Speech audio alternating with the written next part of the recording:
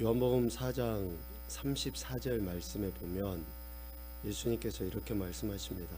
나의 양식은 나를 보내신 이의 뜻을 행하며 그의 일을 온전히 이루는 이것이다 라고 이야기합니다. 요한복음 4장 34절에 예수님의 양식은 자신을 보내신 이의 뜻을 행하는 것, 그리고 그 일을 온전히 이루는 것이 예수님의 양식이라고 합니다. 여기서 양식은 고기를 뜻합니다. 미트, 고기를 뜻해요.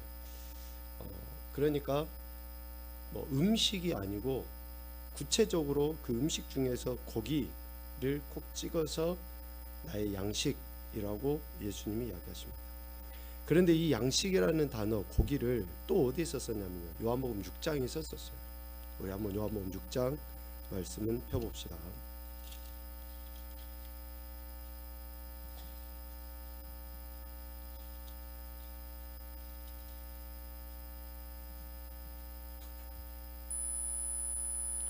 요한복음 6장 55절.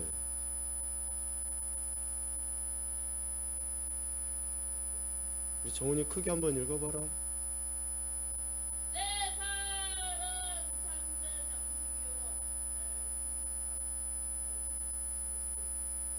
아멘. 그래요. 여기에서 양식도 고기를 뜻합니다. 내 살은 참된 양식, 고기, 내 피는 참된 음료다 라고 예수님께서 말씀하십니다. 그런데 56절에 보면 이렇게 돼 있어요. 우리 영성아 찾았어? 요한복음 6장 56절 말씀 크게 읽어봐. 시작.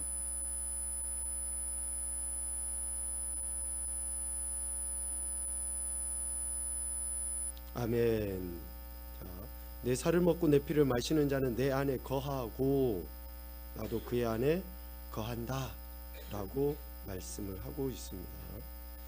자, 56절 말씀, 55절 말씀, 그리고 4장 34절에서 이야기하는 것처럼 예수님의 양식, 이 세 구절을 생각을 해볼 때에 상관관계를 살펴보면, 첫째는 예수님의 살이 참된 양식 고기이다라는 거예요.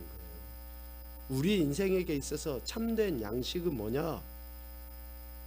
오직 예수님의 살이라는 거예요. 두 번째로 예수님의 살을 먹는 자는 예수님 안에 거하고 예수님을 먹는 그 사람은 예수님으로 말미암아 산다 라고 이야기하고 있습니다. 그러니까 우리가 진짜 사는 길은 뭐예요? 예수님의 살을 먹는 거예요. 양식이신 예수님을 먹는 거예요. 너무 무섭습니까? 예수님의 살을 먹는 자는 예수님 안에 거하고 예수님을 먹는 그 사람은 예수님으로 말미암아 살게 돼요. 자, 그러면 세 번째 뭡니까? 예수님의 양식이죠. 예수님의 양식은 예수님을 보내신 이의 뜻을 행하는 것이고 그 일을 온전히 이루는 것이라고 했잖아요. 그러니까 예수님 안에 거하는 자가 사는 것은 결국은 뭡니까? 예수님께서 아버지 하나님의 뜻을 행하며 그 일을 온전히 이룬 것처럼 예수님의 뜻을 행하며 예수님의 일을 온전히 이루는 것이 결국은 예수님의 살, 즉 참된 양식을 먹는 자라는 것을 이야기해요. 그러니까 우리가 예수님의 살을 먹는다라고 할 때, 양식을 먹는다라고 할 때 그 먹음은 결국 뭐가 되는 겁니까? 예수님의 뜻을 이루고 예수님께서 기대하시는 바의 일을 온전히 이루어가는 것이 우리가 양식을 먹는 거예요. 예수님의 양식이 하나님 아버지의 뜻을 행하고 그 뜻을 온전히 이루는 것이 였던 것처럼 오늘 우리에게도, 즉 예수님의 살이 결국은 뭐냐? 우리가 예수님의 뜻을 행하며 예수님의 일을 온전히 이루는 것이라는 거예요. 그러니까 우리가 육신의 것을 조금 못 먹어도 남들보다 비교해서 좀 고급스럽게 먹지 못해도 육신의 양식을, 소위 영의 양식, 예수님의 뜻을 행하고 예수님의 일을 온전히 이루는 그런 삶을 사는 사람은 목마르지도 않고 배고프지도 않는 거예요. 이게 영적인 의미가 있는 거죠.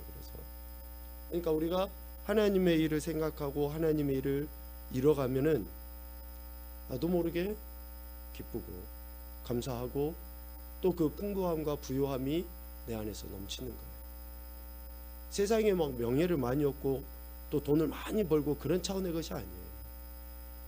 예수님이 기대하시고 예수님 원하시는 일을 행하는 자는 이런 진정한 부요함, 배부름, 목마름이 그러니까 해결됨, 이런 것들의 은혜를 누리게 되는 거죠. 예수님께서 아버지 하나님의 뜻에 순종하고 하나님 아버지의 일을 온전하게 이루심이 결국 예수님의 양식이라고 이야기했잖아요. 그것으로 완전한 생명을 얻는 거예요. 오늘 우리도 예수님께서 하나님의 뜻대로 십자가에서 자기 몸을 버리시지만 부활을 통해 영원히 사시고 또 그 말씀, 그 뜻을 듣고 순종하는 자들이 영원한 영광 가운데 나아가게 되는 겁니다. 그래서 오늘 우리에게는 소망이 있는 거예요. 그래서 비록 이 땅에서 힘들고 어렵고 좀 불편하고 고통스러운 일이 있지만 우리가 예수님의 뜻을 이뤄가며 하나님의 기뻐하신 일을 하고 있는 그 자체가 뭐예요? 우리에게 힘이고 능력이고 소망이라는 거예요. 뭔가 되고 되지 않고의 문제가 아니에요. 해결되고 해결되지 않고의 문제가 아니라 그 행함 자체가 우리에게 소망이고 그 뜻을 이뤄간 자체가 우리에게 진정한 이렇게 그 풍성한 생명의 은혜를 얻고 있다라는 것을 이야기하는 거죠. 그래서 오늘 요한복음의 이 말씀을 정리해 보면 예수님의 양식은 하나님 아버지께 순종하심이고 우리의 양식은 예수님의 뜻에 순종하는 것이다 라는 거예요. 결국 순종이 생명을 얻고 사는 길이다. 시작. 생명이 그러니까 순종이 생명을 얻고 사는 길이에요. 우리가 생명을 얻으려고 해요. 그러면 뭘 해야 됩니까? 순종하면 돼요. 예수님께서 하나님 뜻에 순종하셨던 것처럼 우리가 순종할 때에 생명을 얻고 살게 됩니다. 자, 오늘 순종에 대해서 세 번째 시간으로 이야기를 해보려고 하는데요. 우리가 살기 위해 영원한 생명 가운데 나아가기 위해 순종해야 한다라고 이야기했는데 순종의 세 가지 영역이 있어요. 세 가지 분야. 첫째는 지난 시간까지 이야기했던 생각에 순종이 있어야 돼요. 우리의 생각. 그래서 우리의 생각을 사로잡아서 그리스도께 복종시켜 버려야 됩니다. 지난 시간 말미에 이야기했잖아요. 새가 우리 머리 위로 지나갈 수는 있어요. 그런데 뭘 하게 놔둬서는 안 됩니까? 새 집을 짓도록 우리 머릿속에 냅둬서는 안 돼요. 뭐 악한 생각, 더럽고 추악한 생각 많이 지나갈 수는 있죠. 그런데 그 생각에 사로잡혀서 그 생각이 우리 머리에 또 우리 마음에 꼬리를 틀도록 내버려둬서는 안 돼요. 그 생각이 들면 얼른 제거를 해버려야죠. 쫓아내야지 됩니다. 옳은 생각을 해야 되고 옳은 고백들을 하고 선포를 하면 그 생각은 없어져요. 그래서 첫 번째는 생각을 복종시키고 순종시키는 거고 두 번째는 오늘 하게 될 말이에요. 말. 모든 것의 시작은 뭐부터 시작됩니까? 말부터 시작돼요. 말부터. 듣기는 속해야 되지만 말하기는 더디해야죠. 말이 많으면 쓸 말이 적어져요. 말이 많으면. 그러니까 말을 주의하는 것이 굉장히 유익합니다. 내가 참 미련하고 좀 지식도 짧고 좀 남 앞에 내세울 것이 없어요. 그런데 그러한 내가 말을 많이 하면 할수록 빈수레가 되는 거예요. 빈수레가. 그런데 좀 모르고 부족하면 우리나라 속담입니까 그게? 모르면 그러니까 말 안 하고 있으면 중간이라도 가잖아요. 그런데 자기가 안다고 막 이야기를 하면 할수록 자기 미천이 드러나는 거예요. 그래서 우리는 말에 대해서 성경에서도 굉장히 많이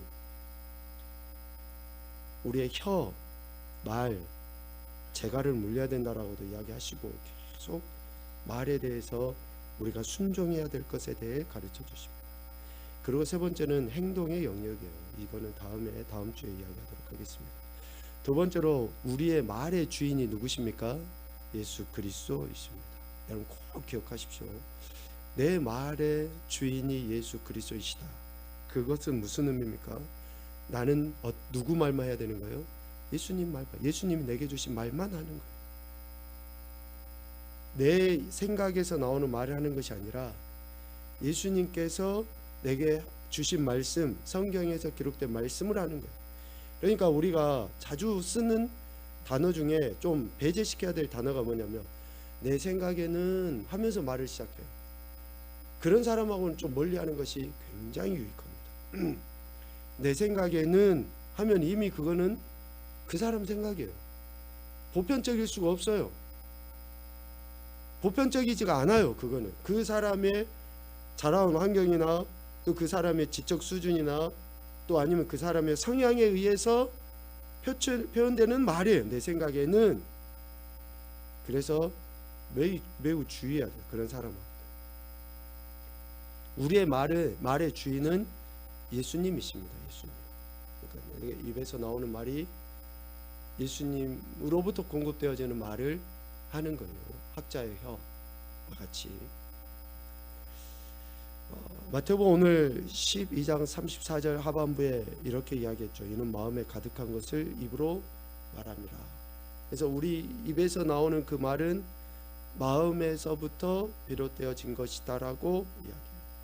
그러므로 우리의 생각이 주님께 순종하면, 우리의 마음, 우리의 생각이 주님께 순종하면 입에서 나오는 말도 변할 수밖에 없어요. 내 생각이 그리스도께 복종하지 않으니까 내 생각에는 우리의 말도 역시 변할 수 있습니다. 자신 없는데 강요하는 것 같죠. 우리의 말도 변할 수 있습니다. 변하게 돼 있어요. 변하게 돼 있다고. 맨날 불평하고 원망. 저희가 해보니까 저희 어머니도 계시지만 저희 집안 식구들은 좀 목소리도 크고 좀 톤이 이렇게 높아요. 가지고 좀 뭔 말만 하면 꼭 싸우는 것 같아요. 옆에서 누가 들으면 싸우는 것 같이. 그 목소리 톤 그런 것의 문제가 아니에요. 제가 가만히 보니까 톤의 문제가 아니라 핵심의 내용의 문제예요. 내용의 문제. 우리의 생각이 그리스도께 복종시켜지고 굴복되어지면 우리의 말이 내 말이 아니라 비난하고 판단하고 정죄하고 업신여기는 말이 아니라 주님이 기대하시는 말을 하게 돼 있다라는 거예요. 그래서 우리의 말도 변하는 거예요. 우리가 말하는 것에서 주 예수님께 순종한다는 뜻은 좋은 말과 깨끗한 말만을 사용해야 한다라는 거죠. 세상이 그런 의미가 아니라 성경에 표현된 그런 표현으로 이야기합니다. 나쁘고 추한 말은 예수님을 믿는 자의 입에서 나오지 말아야죠. 예수님을 처음 믿는 사람들 중에는 거짓말을 하거나 상스러운 말을 하는 그런 나쁜 언어 습관을 가지고 있는 사람들도 있어요. 잘 고치지 못하는 사람들도 있죠. 저도 이 자리에서 한 2번 이야기한 것 같은데, 부흥 강사나 또 아니면 어떤 좀 목사님들이 반말을 막 이렇게 해가면서 한다든지, 설교 단상에서 또 심지어는 마이크를 잡는 자리에서 욕설을 한다든지, 또 자기의 정치적인 성향을 그냥 공개적으로 드러내면서 상대방을 비난하고 판단한다든지, 그것은 옳지 않습니다. 성도들에게 반말을 해서 설교하는 것은 아니죠. 매우 주의해야 돼요. 그런데 신기하게 지금도 그런 사람이 있는지 모르겠는데, 예전에 그런 부흥 강사들이 와서 그렇게 반말하고 막 반욕설 해가지고 강하게 침을 튀기면서 이야기하잖아요. 그럼 성도들이 아멘 막 이렇게 자기들한테 욕하는 줄도 모르고 아멘. 좀 그거는 성도들이 좀 각성해야 될 필요가 있다라고 저는 생각하거든요. 하나님은 인격적이신 하나님이셔요. 어디 하나님의 형상대로 지음받은 성도들에게 반말을 하고 욕설을 하고 업신여기면서 깔보듯이, 결코 그것은 옳지 않습니다. 그런 분들의 설교는 듣지 마세요. 제발. 거짓말하거나 상스러운 말하는 나쁜 습관이 바뀌어지게 돼 있어요. 예수님 믿으면. 목사가 돼놓고도 오랫동안 10년, 20년, 30년 신앙생활을 하는데도 그것은 그 사람의 마음이 아직 변화되지 않았다는 거예요. 마음이 변화되지 않았다는 것은 뭡니까? 예수님을 주인으로 모셔드리지 않았다고 하는 말일 수도 있어요. 매우 주의해야 됩니다. 은사라, 야고보서 3장 10절 말씀 읽어볼까?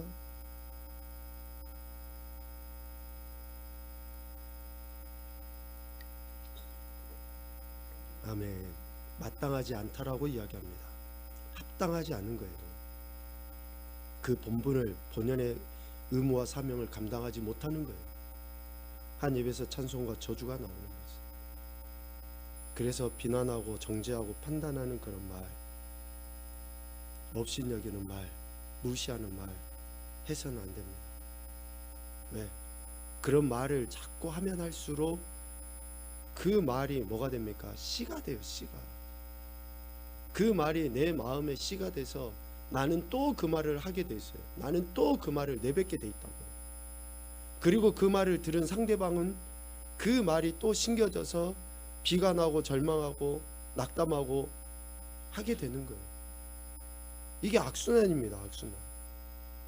내 생각하고 다르다고 해서 그 사람을 비난하고 판단할 자격이 우리에게는 없어요. 판단과 정죄는 오직 주님께만 있습니다. 어느 누구도 내하고 생각이 좀 다르다고 해서 그 사람을 무시하거나 정죄하거나 업신여길 수 없습니다. 예수님 믿는 우리 입에서 마땅히 나와야 할 말이 뭡니까? 정훈아, 뭐야? 집사님 안 가르쳐주고 했으면 좋겠어요. 정훈이가 집중해서. 알았지? 자, 우리가 주 예수 그리스도께 복종해야 할 우리의 삶의 한 측면, 지금 이야기하고 있는 게 뭡니까? 우리 입에서 나오는 말.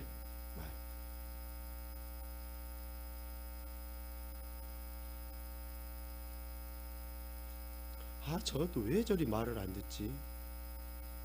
그러면 애들이 뭐라 그러는지 아세요? 아빠, 제가 힘이 없어서 말을 못 들어요.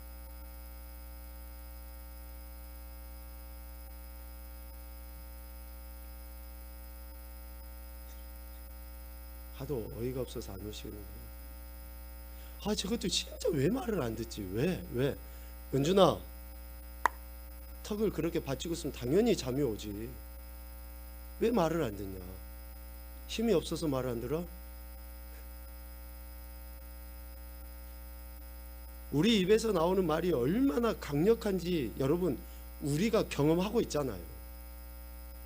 얼마나 파괴력이 있고 또 얼마나, 그러니까 정말 세상에서도 사람들이 다 그런 것도 연구도 하고 참 진짜 똑똑한 사람들이 너무나 많은 세대예요. 아니, 말의 위력이 힘이 얼마나 강한지 그걸 연구하기 위해서 쌀밥을 지어놓고 거기에다가 말을 이렇게 시켜보고 칭찬해주고 축복해주고 저주하고 하는 그런 말을 해본다든지, 아니 물에다가 대놓고 그 축복하는 말을 하고 저주하는 말을 하고 하는 그런 행동들을 사람들이 어떻게 그 생각을 했는지 모르겠지만, 그러니까 축복하는 말을 하면 할수록 밥맛이 좋아지고 저주하는 말, 여러분 쿠쿠 쓰지 마세요. 밥 아무 솥에다가 해놓으세요. 그리고 나서 좋은 말만 계속 하고 계세요. 그럼 밥맛이 좋아져요. 쿠쿠하고 뭐 그거 상관없죠. 하여튼 그냥 생각이 나서 이야기한 거예요. 뭐 좋은 밥솥 쓰려고 하지 말고 밥을 아무 솥에다가 해놔요. 냄비에다든지 여기다 해놔. 그리고 나서 뭐 하면 돼요? 다 하고 나서 축복의 말만 계속 해놔요. 그러면 밥이 완전 꿀맛일 거 아니에요. 윤기가 잘잘잘잘 흐르는.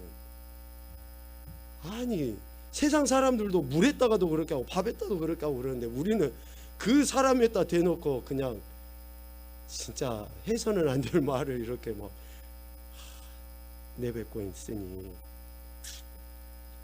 6가지 예를 한번 들어봅시다. 우리 언어 습관 중에 6가지. 이건 좀 포인트를 살려서 좀 읽어야지 된다. 제가 연기를 잘 못해서. 너무 낙심하지 마. 주님이 함께 계시니까 분명히 해결점을 찾을 수 있을 거야. 우리 최명주 집사님이 잘하실 것 같아요. 한번 해보세요. 1번부터 살려서 읽어보십시오. 시작.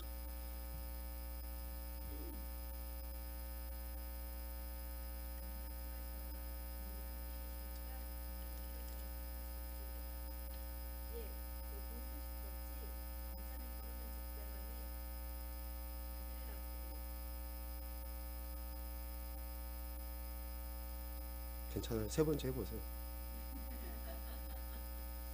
이거는 이제 책을 등 뒤에 딱 이렇게 감춘 채 이야기하는 거예요.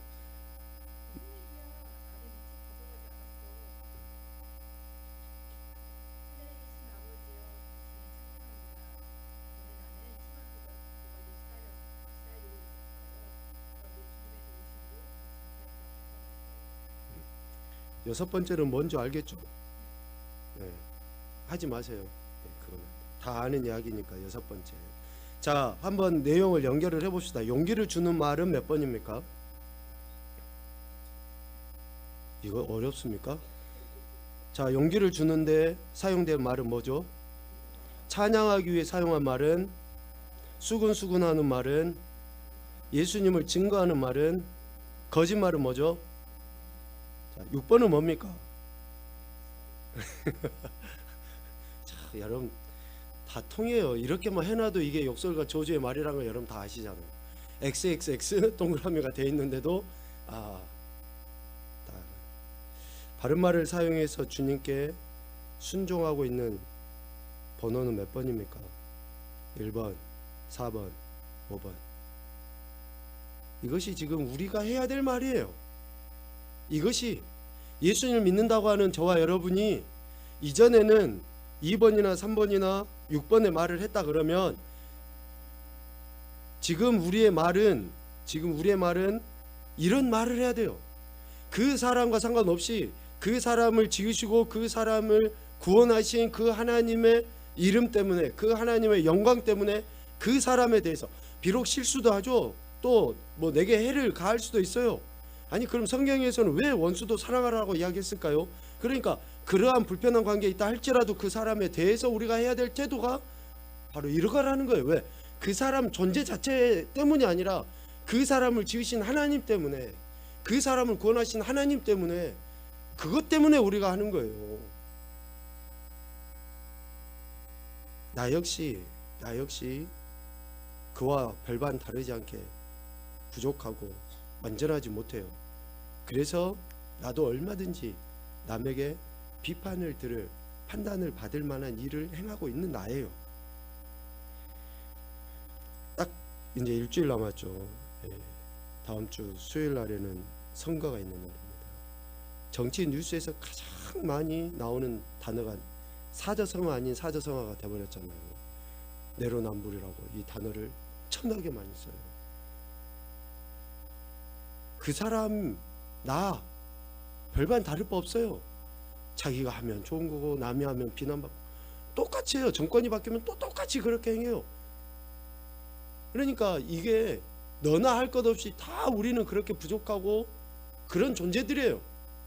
그런데 마치 나는 그렇지 않은 것처럼 그 사람을 판단하고 정죄하는 말을 서스럼없이 내뱉고 있는 것이 문제라는 거죠.